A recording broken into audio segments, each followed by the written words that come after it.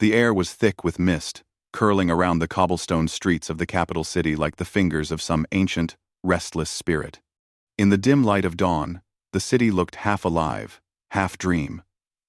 Lanterns flickered along the walls, casting long shadows that seemed to lean toward the wanderer being dragged through the streets. They moved with a quiet, stubborn resistance. Chains clinked with every step, biting into wrists and ankles. But the prisoner, though bloodied and weary, did not wail. The guards around them grunted and shouted, their armor clanking, but the figure in the center walked as though the weight of the world was nothing to them. Rumors had preceded this arrival. Whispers of a being who walked between shadows, who carried a curse or a gift that could unravel kingdoms, spread through the city like wildfire. Nobles muttered behind closed doors. Servants trembled in their quarters. And now, here, the unknown had arrived at the gates of the king. The streets narrowed, twisting between the high stone buildings of the merchant district. Shops were shuttered. Dogs yapped from the corners, sensing danger and fear. Children peeked from behind windows, curiosity winning over fright. The prisoner's eyes, dark and unreadable, scanned the faces of the onlookers. There was no hatred there, only a calm, quiet defiance. At the gates of the royal palace, the air changed.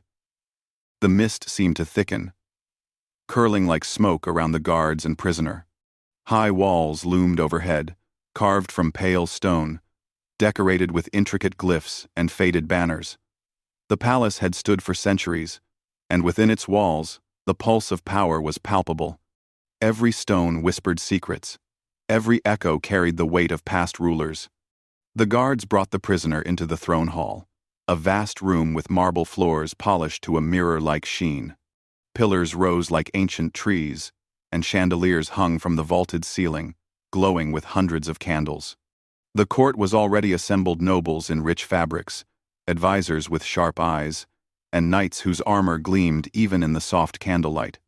Every eye turned toward the chains, the stumbling figure, and the clink of metal that marked their arrival. At the far end, on an elevated dais, sat the king. His presence was immediate, undeniable. The room seemed smaller in his gaze, smaller in the weight of his authority. He was not young, yet not old. His hair was streaked with silver, and his eyes, the color of storm clouds, could pierce through lies and pretense alike. He leaned slightly forward, resting his hands on the arms of his throne, and studied the prisoner, as one might examine a rare, dangerous animal. "Bring them closer," the king commanded, voice calm yet commanding, echoing against the marble walls. The guards tightened their grip on the chains. The prisoner's boots scraped along the floor, dragging their chains. Every step was deliberate, every movement measured. The king watched, eyes narrowing, sensing something in unusual strength, a quiet fire hidden beneath the bruises and chains. "Why is this one brought before me?" a court advisor whispered, leaning toward the king.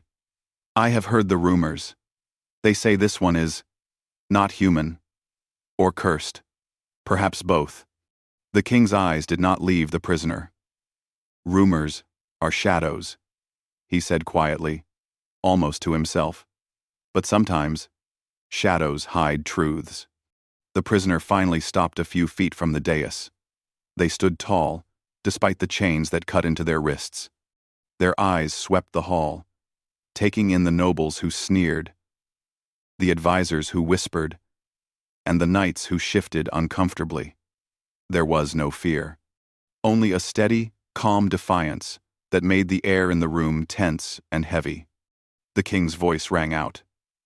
"Tell me your name." The prisoner's lips moved, slow and deliberate. "Names are often chains themselves," they said, voice low, melodic, yet carrying the weight of someone who had seen much suffering. "You may call me what you wish. Titles do not bind me." A ripple went through the court. The king leaned back slightly, intrigued. Few dared speak to him so boldly, and fewer still with such calm certainty. The court whispered among themselves. Was this audacity, foolishness, or power hidden in plain sight? One of the younger knights stepped forward, scowling. "Your Majesty, should we not question them? They are chained for a reason." "The rumors—" "They have been brought before me," the king interrupted, voice sharp as a blade, yet measured. "I will speak. I will see. I will decide." Silence. The hall fell into stunned quiet. Even the whispering stopped. The only sound was the clink of the chains as the prisoner shifted their weight slightly. The king studied the prisoner's hands. Marks of old wounds, burned scars, faint traces of some magic, faint but undeniable. He sensed the quiet power beneath the surface, a force that could not be ignored. The prisoner's gaze met his own, unflinching. And in that moment, the king felt something he had not felt in years, a spark of curiosity and unease.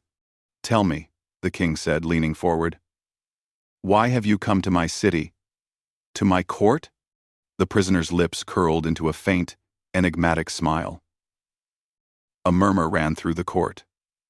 The king raised a hand, and silence fell again. "Very well," he said slowly. "Let us see what shape your path will take."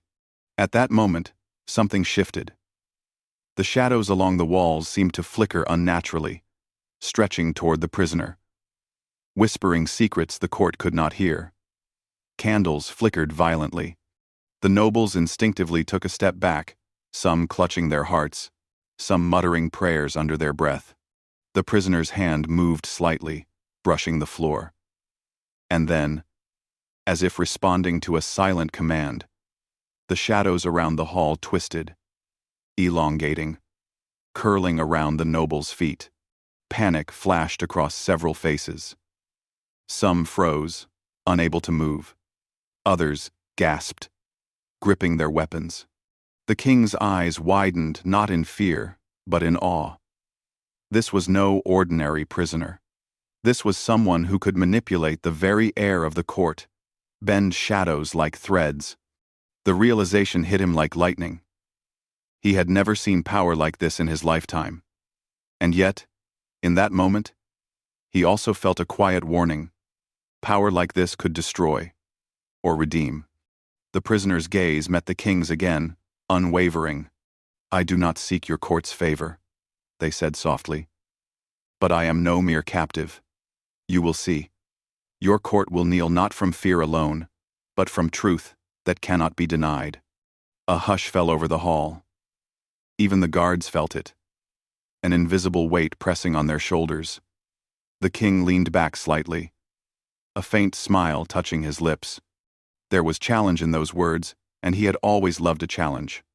"Chains do not bind you," the king said quietly, almost to himself. "Yet I wonder, what will you do when the crown itself is placed in your path?" The prisoner did not answer. They merely straightened, lifting their chin, letting the chains rattle slightly. There was a calm promise in their silence, a promise that something was coming, a reckoning, a revelation, a force the king had yet to understand.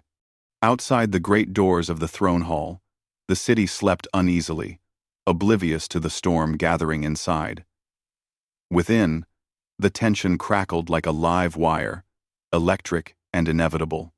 The prisoner had arrived not merely to stand in chains, but to awaken a kingdom, and perhaps awaken the king himself. And as the first light of morning pierced the tall windows, glinting off armor and marble alike, one thought struck the king with a strange, haunting certainty. This one will change everything. The palace had never felt so alive or so dangerous. The prisoner, now lodged in a chamber beneath the king's quarters, could hear the constant whispers of the court through the thick stone walls. Nobles schemed, plotting in silence, unaware that their plans were already being watched, analyzed, and slowly turned against them. The prisoner lay on the hard bed, chains removed for the first time since arrival, yet their wrists bore faint bruises as reminders of the day's events. Outside, the city continued its rhythm, oblivious to the storm building within the palace walls. But inside, every candlelit corridor, every echoing hall, seemed to pulse with quiet tension. The prisoner's mind was a network of strategy and observation. Each noble's habit, each advisor's secret glance, each knight's instinctive fear, everything mattered. In this court, power was measured not by strength alone, but by perception, wit, and patience. The king walked the corridors in the early morning, his cloak brushing against the stone floor. His mind could not release the image of the prisoner in the throne room, the shadows twisting at their silent command. It was unlike any magic or skill he had seen. He had fought wars, navigated betrayal, and silenced insurrections. Yet the calm, deliberate defiance of this single figure unsettled him in ways he could not name. He paused outside the prisoner's chamber. The door was closed, but he could feel the aura beyond it, a subtle, insistent energy. He did not knock. He simply entered. The prisoner looked up from the floor where they had been silently studying the palace map. "You watch too much," they said, voice soft, yet carrying weight. "I observe," the king replied, stepping into the chamber.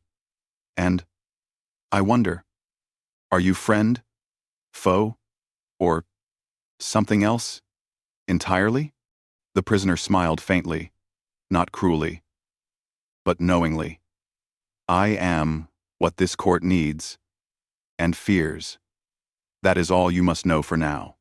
The king's eyes narrowed, studying the contours of their face, searching for hidden motives. "And yet you have shown power already.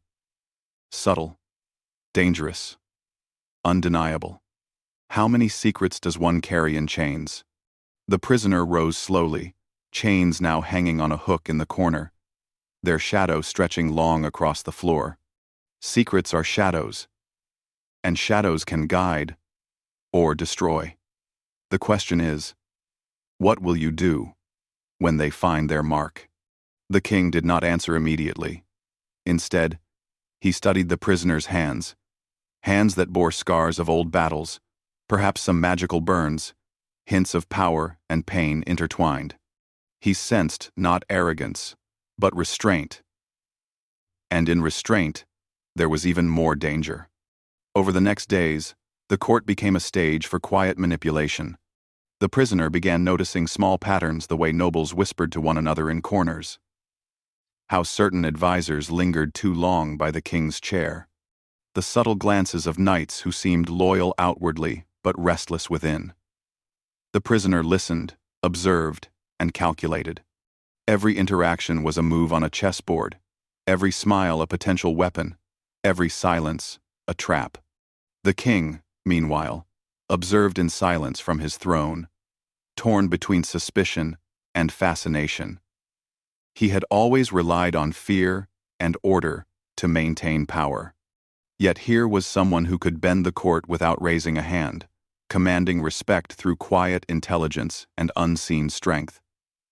And it unsettled him more than he wished to admit.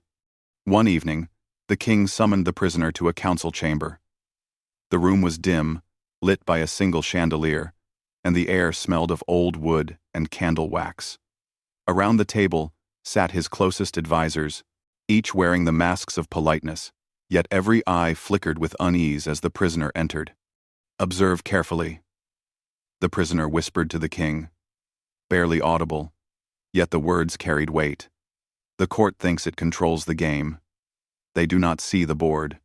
The king inclined his head slightly, acknowledging the warning without revealing curiosity too openly. A debate erupted over a minor issue of tax levies in distant provinces.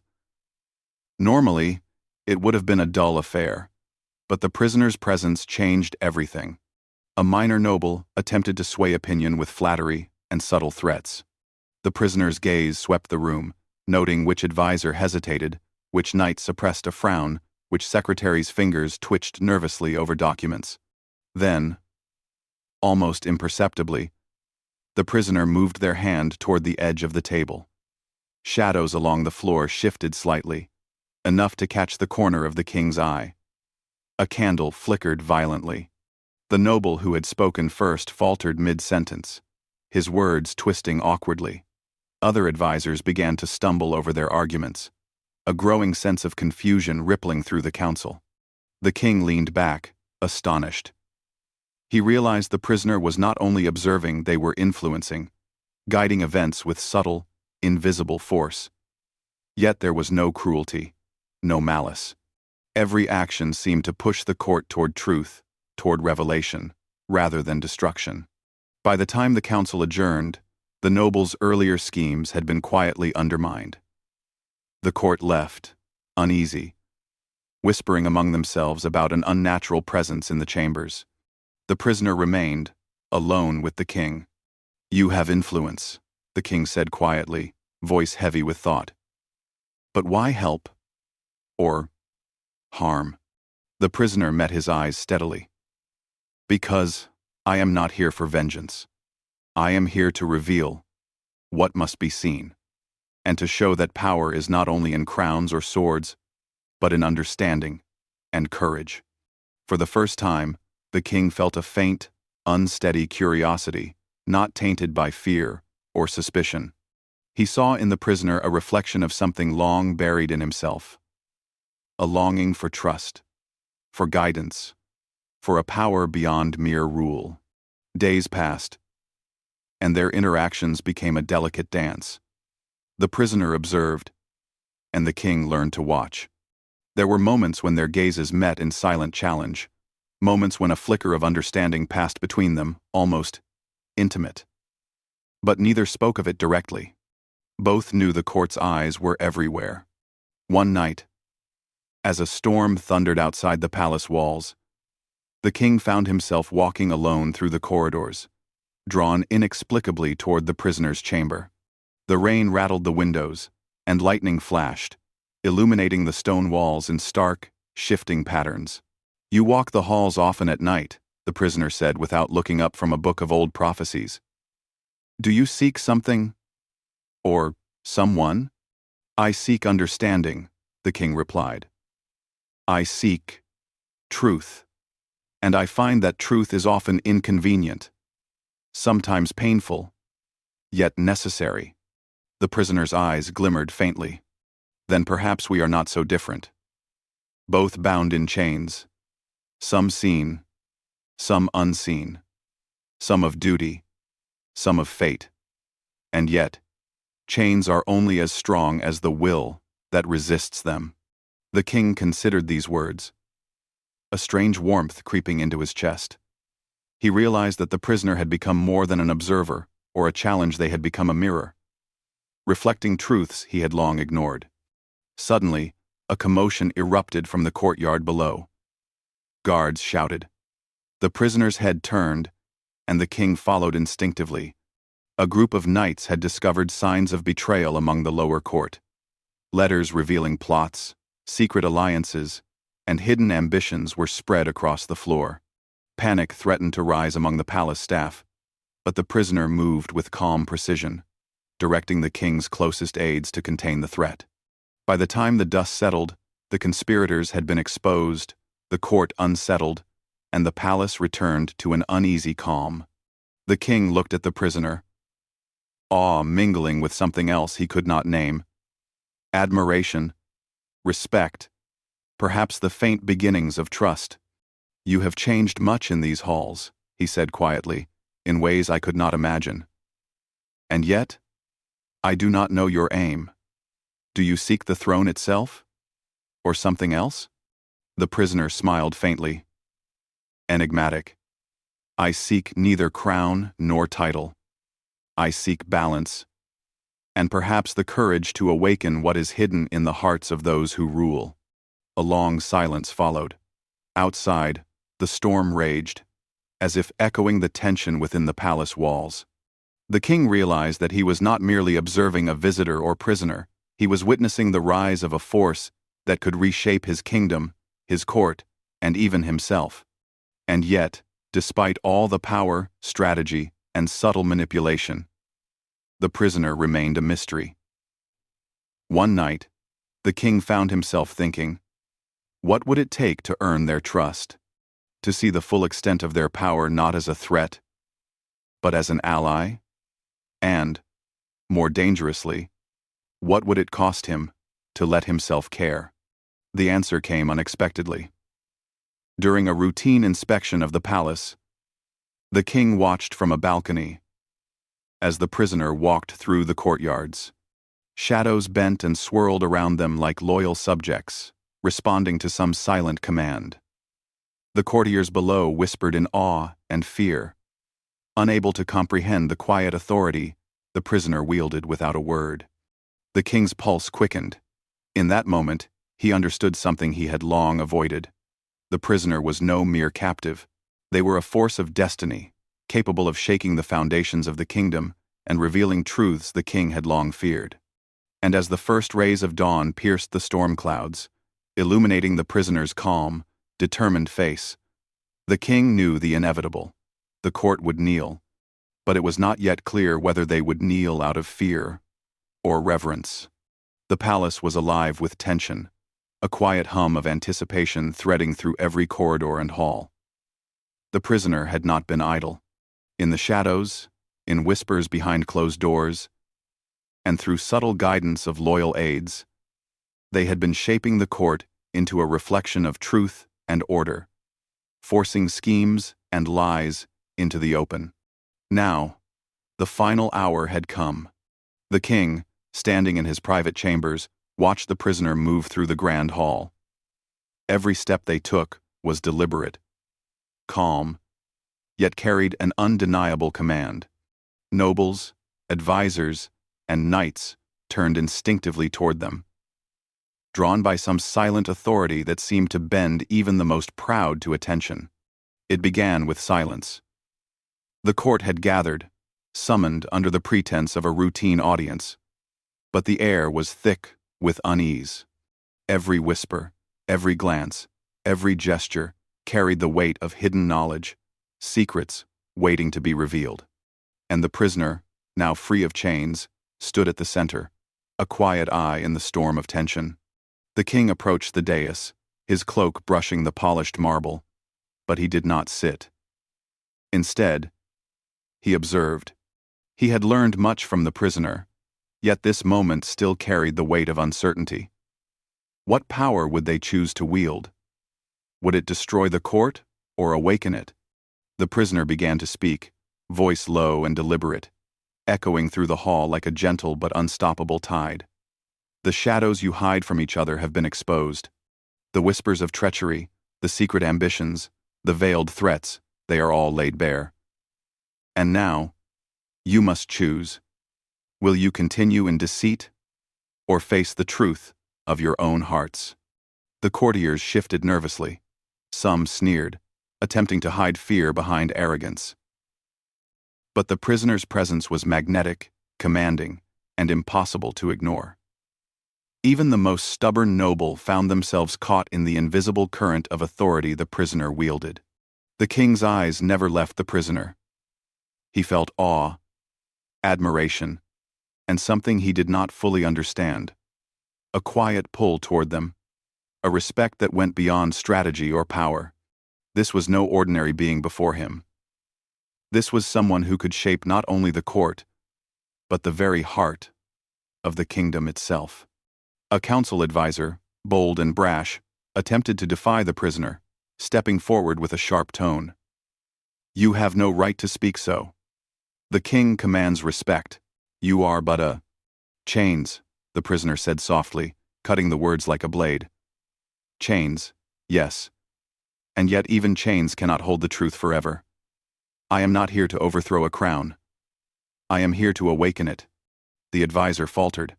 The room seemed to bend around the prisoner's words. Shadows flickered, stretching along the floor and walls, curling around the feet of those who had plotted deceit, as if the court itself were watching, judging.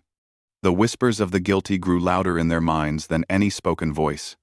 The king felt a shiver run down his spine. He realized then that the prisoner's power was not mere magic. It was insight, clarity, and the courage to face what others refused to see. And in that clarity, there was beauty, and even mercy. One by one, the nobles and advisors knelt. Not from fear alone, though fear had its place. They knelt because they recognized the undeniable truth in the prisoner's words, the inevitability of honesty and accountability. Their pride, carefully cultivated over years, dissolved in the presence of someone who could see and reveal what they had long hidden, yet without cruelty or malice. The king remained standing, watching as the hall transformed. He could feel the energy shifting around him. The court humbled, the kingdom's secrets laid bare, and the prisoner still calm, serene, almost radiant. When the last noble knelt, the prisoner turned to face the king directly. The silence was complete, heavy, almost sacred. In that quiet, the unspoken bond between them became clear. Respect, trust, understanding, all forged in the trials of observation, revelation, and shared purpose. "You have seen the court as it truly is," the prisoner said softly. "And now, so have you. What will you do with what you have learned?" The king approached slowly, his cloak brushing the floor. He lowered himself to kneel before the prisoner, not as a submission of fear, but as a gesture of acknowledgement and trust. It was a moment that would be remembered in the palace for generations. A king, humbled not by battle, but by insight, courage, and the quiet authority of one who had once been in chains. "You have changed more than this court," the king said quietly, his voice thick with emotion. "You have changed me, and in that change, I find a strength I had long forgotten." The prisoner inclined their head, a faint smile touching their lips. "Power is not in crowns or chains, Majesty. It is in understanding, courage, and the choices we make when all eyes are upon us." The court remained kneeling, watching the exchange in stunned silence. The air seemed to shimmer, as if the very walls of the palace recognized the shift in balance. This was more than a victory. It was a transformation, both of the kingdom and of the king himself. As the king rose, he extended a hand toward the prisoner. "You could have been a threat. You could have been my enemy, yet you have chosen another path. Tell me, will you stay by my side, to guide what must now be done?" The prisoner took his hand, their touch firm yet gentle. "I will stay," they said simply. "Not as a subject, not as a servant, but as one who walks beside you, sharing the burden, shaping the future. And perhaps, in time, we will understand more of each other than we know now." The court murmured among themselves, but the king raised his hand to silence them. "Let it be known," he declared, voice echoing through the grand hall, "that from this day forward, the kingdom is guided not by fear, but by truth. And those who serve must do so with honesty, courage, and respect." The prisoner and the king exchanged a brief glance, one filled with unspoken understanding.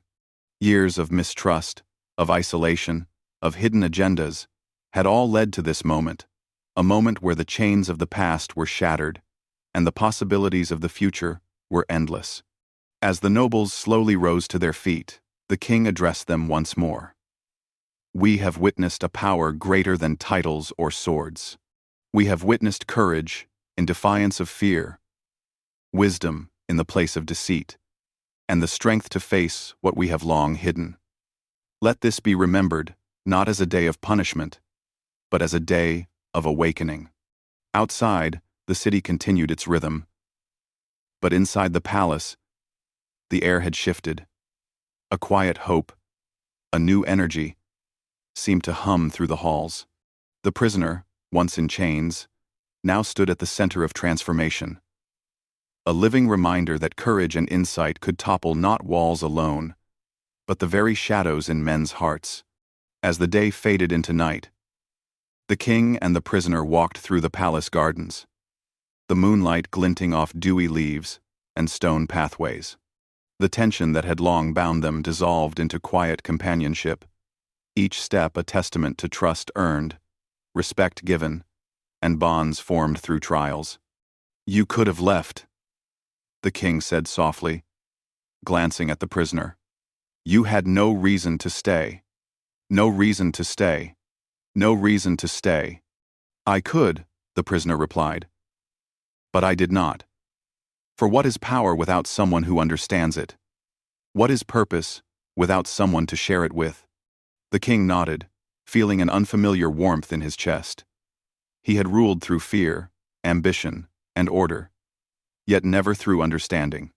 And now, beside the prisoner, he glimpsed a kingdom and a life reborn. Tomorrow, he said, we face the court together. But tonight, we rest, for the weight of truth is heavy. Even in victory, the prisoner inclined their head, their eyes reflecting the moonlight, calm, steady, and full of quiet promise. Rest, Majesty. Tomorrow, we begin anew, and the court and the kingdom will know what it means to kneel, not in fear, but in respect. And as the night deepened, the palace slept peacefully for the first time in many years. Outside, the wind whispered through the trees, carrying with it a promise of transformation, of hope, and of a bond, forged in courage, wisdom, and the quiet strength of one who had once been in chains. The king turned to the prisoner. The words unspoken but understood. Who are you? Truly. The prisoner smiled faintly, enigmatic, leaving a lingering question in the king's mind. A mystery, yes, but one that promised a future shaped by courage, trust, and the extraordinary bond that had begun in shadow and now thrived in light.